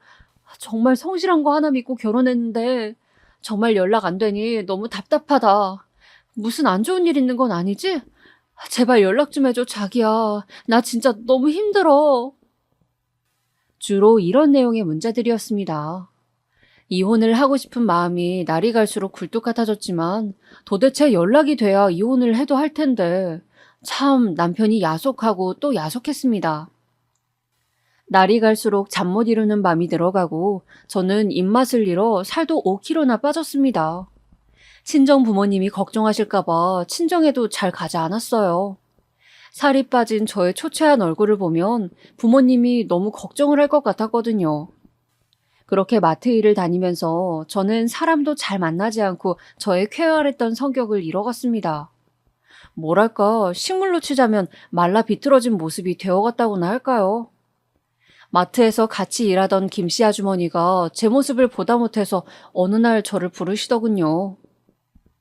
세댁, 요새 무슨 일이 있어? 얼굴이 너무 안 좋아. 아직도 남편이 연락도 안 돼? 예전에 밥을 먹으면서 답답한 마음에 슬쩍 제 사정을 털어놓았더니 걱정이 되셨나 보더라고요. 네. 요즘 입맛도 영 없어 보이고 우울증 걸린 거 아니야? 내가 실은 몇 년 전에 모든 일에 너무 의욕이 없어서 정신과 상담을 받은 적이 있거든. 병원 추천해 줄 테니까 한번 가봐. 이러다 죽겠어. 응?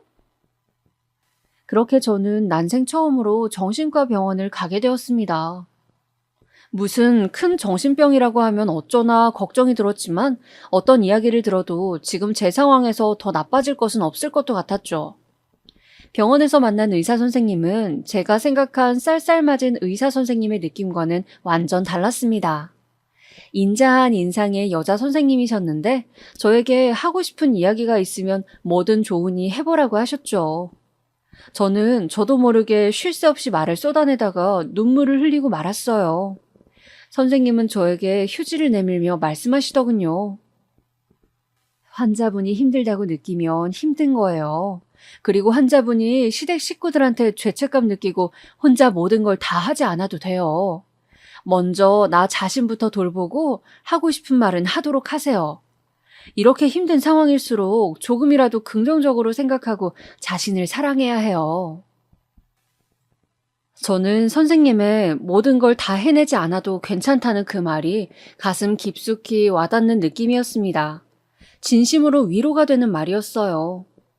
그동안 내가 얼마나 남편의 과오까지 내 몫으로 생각하고 모든 것을 떠맡으려 했는지 새삼 깨닫게 되었습니다. 저는 그냥 제가 하고 싶은 대로 인생을 살면 되는 것이었어요. 남편이 무책임하게 빚을 지고 저한테 수습을 떠넘기고 사라진 것처럼 저 역시 제가 원하는 대로 살아도 되는 것이었죠. 그걸 제 짐으로 지운 것은 그냥 시어머니와 형님들이 자신들의 스트레스를 풀기 위해 저를 괴롭힌 것이었어요. 저는 마치 머리를 누군가에게 한 대 맞은 듯이 모든 것이 갑자기 선명해지는 느낌이었습니다. 남편이 연락이 되든 말든 나는 이혼 소송을 제기할 수도 있고 시댁의 불합리한 처사에 내 목소리를 내도 되는 것이었어요. 그렇게 마음을 먹고 나자 조금 의욕도 생기고 식욕도 생기는 듯 했습니다. 하루 중에 나 자신을 위해 뭔가 소소한 일을 하는 시간도 가지기로 했어요. 30분 정도 제가 정말 하고 싶은 일을 하는 것이죠. 주로 산책을 하거나 부모님과 통화를 하거나 또 좋아하는 드라마를 봤어요. 그리고 항상 거울을 보면서 나 자신에게 말했습니다. 너는 소중한 사람이야. 더 이상 혼자 모든 것을 견디지 말자. 이렇게 매일 하다 보니 정말 놀라울 정도로 좋아지는 느낌이 들었어요. 모든 것을 심플하게 생각하니 세상에는 즐거운 일도 많고 하루하루 느낄 수 있는 작은 즐거움들이 많았죠. 한동안 시댁에서 행사가 있어도 저는 친정에 일이 있다며 핑계를 대고 참석하지 않았습니다. 시어머니는 당황하시는 듯 했지만 저는 이제 제 인생을 제대로 살기로 했기 때문에 괜찮았어요. 그러던 와중에 드디어 지옥의 여름 휴가가 다가왔습니다. 여전히 남편은 아무 연락도 되질 않았어요. 저는 이번 휴가는 아예 안 갈 작정이었습니다. 여보세요? 셋째야. 우리 이번 주말에 늘 가던 계곡으로 휴가 가기로 했다. 동생네도 온다고 하니까 20인분 음식 준비해 오렴. 어머니 죄송하지만 저는 올해는 휴가 참석 못할 것 같아요. 뭐? 아니 왜? 저도 힘들어서 더 이상 못하겠어요, 어머니. 이혼하라고 하시면 그렇게 할게요. 남편이라고 몇 년째 연락도 안 되고 제멋대로인데 저도 이제 지치네요, 정말. 네가 인간이냐? 네? 네가 사람이냐고? 네가 친정서 받았던 돈 그거 보태줬으면 우리 아들이 그렇게 마음고생하고 형들한테 그런 취급받을 일도 없었잖니. 어떻게 요만큼도 미안해하는 게 없어? 됐고 이혼을 하든 말든 내가 첫째 둘째 눈치를 얼마나 보는데 네가 안 오면 음식을 그러면 다 늙은 내가 하란 말이니? 너네 집에 돈 뜯긴 큰애 둘째가 하란 말이니? 잔말 말고 당장 이혼하고 싶은 게 아니면 와! 뚝! 어머님은 그렇게 자기 할 말만 퍼부으시고 전화를 끊으셨습니다. 저는 어이가 없었어요. 어차피 이런 대접을 받을 거 그동안 왜 그렇게 전전긍긍하며 고생을 했는지. 저는 그냥 안 간다고 말하려다가 이대로는 분해서 안 될 것 같아서 저 나름의 복수 계획을 세웠습니다. 우선 인스턴트 식품을 잔뜩 싸서 캐리어에 넣었어요. 그리고 편의점 도시락을 20인분 샀습니다. 콜라도 잔뜩 샀죠. 그리고 집에 있던 구명조끼를 하나 들고 갔습니다. 근사한 수영복도 하나 샀죠. 그리고 대망의 여름 휴가 날이었습니다. 왔니? 아이, 다들 배고프니까 점심 준비부터 하거라. 네, 저기 도시락 사다 놨으니 하나씩 드시면 돼요. 전자레인지가 없어서 좀 차갑긴 하겠지만요. 그럼 저는 물놀이 하러 다녀올게요. 저는 도시락을 쌓아둔 곳을 가리키면서 미소를 띤 채 계곡으로 향했습니다. 몇 번을 갔어도 발 한 번 담궈보지 못했던 계곡물은 정말 시원했어요. 그동안의 서름이 한순간에 씻겨 내려가는 느낌이었죠. 그렇게 저만의 망중한을 즐기고 있을 때 형님 두 분이 제 곁으로 다가오시더군요. 동서, 음식이 저게 뭐야? 이제 막 나가기로 한 거야? 형님, 저도 계곡물에 몸 좀 담궈보려고요. 식모도 아니고 계속 일만 할 순 없잖아요. 참 뻔뻔하다. 돈도 없는 년이. 그런 거라도 해야지. 뭐라고 하셨어요, 지금? 아니야, 그냥 어이가 없어서. 어느새 옆에 다가온 시모 역시 형님 둘과 함께 고개를 끄덕이고 계시더군요. 저는 순간 더 이상은 안 되겠다 싶었습니다. 그래서 계곡에서 나온 다음 냅다 큰형님 멱살을 잡고 물속으로 던져버렸어요. 오랫동안 공장 일을 했고 또 바닷가 출신이라 수영도 잘하던 저의 힘에 형님은 찍소리도 못하고 계곡에 풍덩 빠져버렸죠. 어머, 뭐 하는 짓이야? 저는 들은 척도 하지 않고 둘째 형님 그리고 마지막으로 시모까지 계곡물 맛을 보여드렸어요. 풍덩 풍덩. 아유, 사람 살려. 동서 동서. 제가 있던 곳은 계곡의 한쪽이라 다른 가족들은 아무도 세 분이 빠진 것을 보지 못했습니다. 저는 물에 빠져 허우적대는 세 명을 보며 통쾌하게 웃다가 가지고 온 구명조끼를 한 명에게 던져준 다음 수영을 해서 나머지 두 명도 건져주었죠. 수영을 못하는 사람 입장에서는 깊은 물이지만 제 입장에서는 얕은 물이라 다시 셋을 건져내는 것은 쉬웠습니다.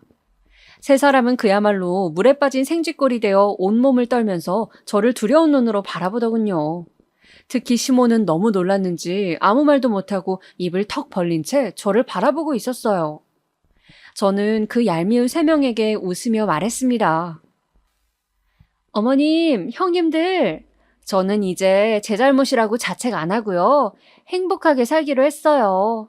부당하게 시키는 모든 시집살이 노동은 하지 않을 거예요. 이혼을 해도 괜찮고요.